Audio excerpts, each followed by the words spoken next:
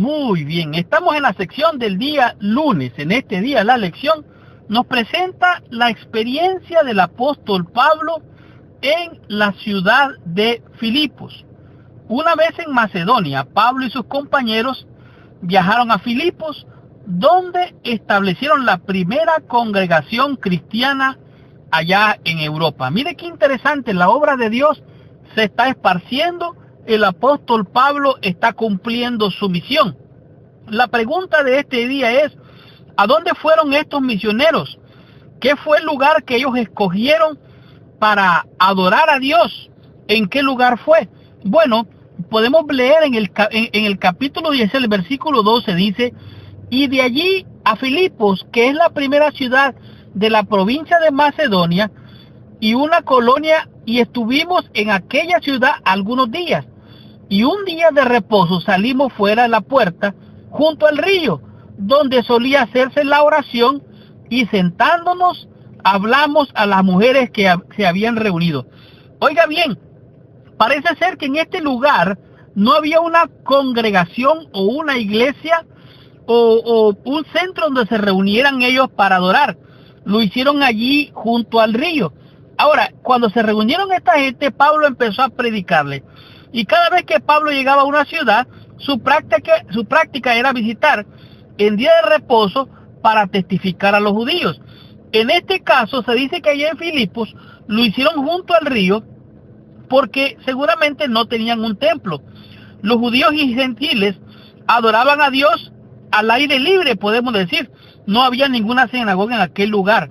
Pablo no iba a las sinagogas judías en sábado únicamente con el propósito de evangelizarlos, sino también porque era su día de adoración. En otras palabras, él guardaba el mandamiento.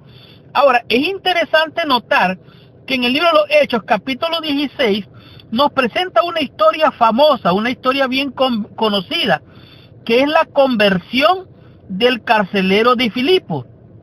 ¿Qué es lo que él tenía que hacer para ser salvo? Él mismo hizo esta pregunta. Ahora, resulta que después de haber hecho esta reunión allá junto al río, una mujer llamada Lidia abraza el mensaje, se bautiza y con gozo invita al apóstol Pablo y a sus acompañantes a la iglesia. Ahora, pero mientras ellos iban camino a la oración, se presentó una muchacha con un espíritu de adivinación. Y con este espíritu de adivinación iba detrás de ellos, dando voces, proclamando que ellos eran siervos del Dios Altísimo. Aparentemente, esta muchacha con espíritu de adivinación estaba haciendo algo a favor de la obra, pero al contrario, ella estaba tratando de llamar la atención, o el espíritu estaba tratando de llamar la atención para distraer a la gente y darse a sí misma algunos créditos, o podemos decir, ganar alguna fama. Y lo que sucedió fue que entonces cuando Pablo se devolvió, reprendió aquel espíritu inmundo, salió de ella, y la persona que estaba a cargo de aquella muchacha hizo un gran alboroto, llamó a las autoridades, lo trajeron a Pablo y a Silas, los trajeron delante del foro de las autoridades. Versículo 20 dice, y presentando a los magistrados, dijeron, estos hombres, siendo judíos, alborotan nuestra ciudad y enseñan costumbres que no nos es lícito recibir ni hacer, porque somos romanos.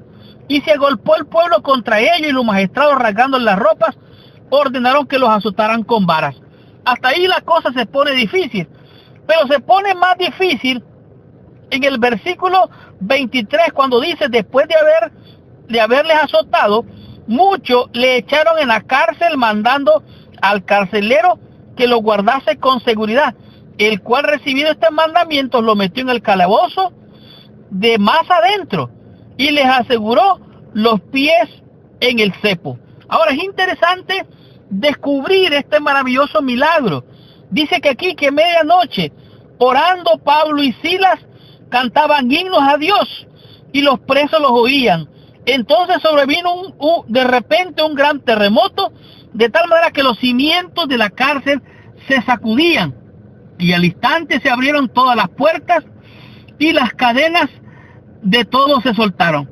Ahora el carcelero de Filipos se despierta, y viendo abiertas las puertas, saca su espada y piensa suicidarse, piensa quitarse la vida.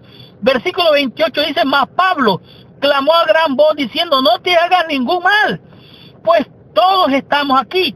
Entonces, pidiendo luz, se precipitó dentro y temblando, se postró a los pies de Pablo y de Silas. Oiga, qué impresionante.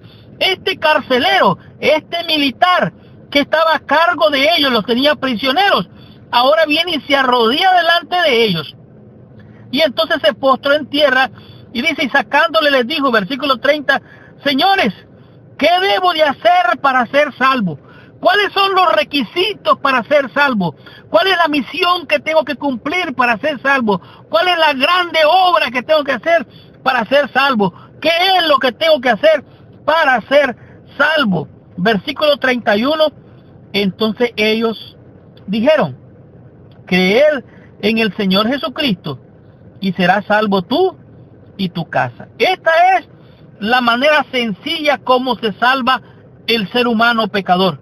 La respuesta de Pablo y Silas a la pregunta del carcelero está en total armonía con el Evangelio, ya que la salvación es íntegramente a través de la fe en Jesucristo. No hay otro requisito, no se necesita más que creer. La fe es un don de Dios y tener fe significa confiar en los méritos de Cristo, quien es el que ha hecho un sacrificio para lavar, perdonar y expiar tu pecado, darte perdón, salvación y vida eterna. Ahora, no significa que de manera sencilla podamos decir, hay que creer nada más y ya estamos salvos. No. Si usted lee un poquito más adelante, versículo 31, ellos dijeron, cree en el Señor Jesucristo y será salvo tú y tu casa.